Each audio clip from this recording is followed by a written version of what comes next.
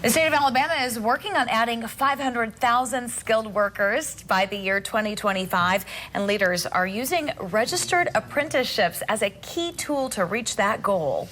In tonight's Skill to Work, WAAY 31's Will Robinson Smith introduces us to a machine tooling company that's helping lead the way on building up apprenticeships. Will?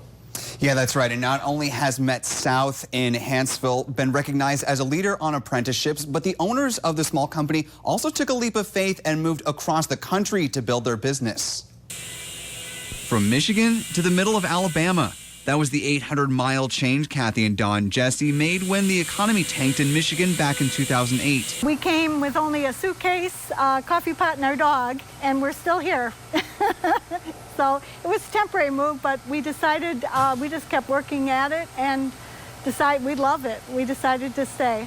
The Jessies tried a few different cities in central Alabama, but they kept running into the same problem. We started Maplesville, then went to Clanton.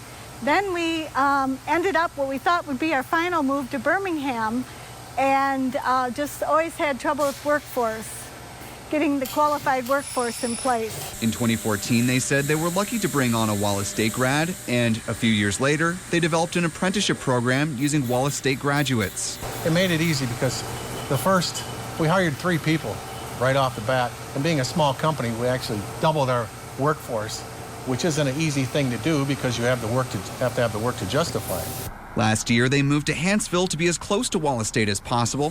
25-year-old Zach Sloan is one of their newest apprentices. I was getting close to finishing, and they were like, we're looking for somebody to come in and do exactly what I was looking to do. So it was just kind of right place, right time, and it was a perfect fit. Zach says one of the things he likes most about machining is that despite what it looks like, it's not as simple as just pushing a button and letting the machine run its course. In fact, there's a lot of problem solving that he needs and technical know-how in order to set it up and make sure that this runs just right.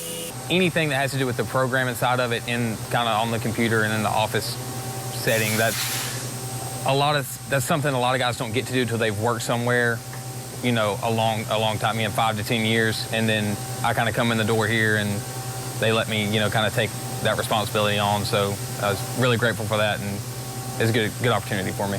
Kathy and Don say that even though not all apprentices stay where they're trained, they say it's vital for businesses of all industries to invest in the larger workforce. We've lost some people, especially after training them. It's kind of a double-edged sword, but we also put good qualified people out in the workforce. A couple of them have a leadership position right now because of the things that we taught them.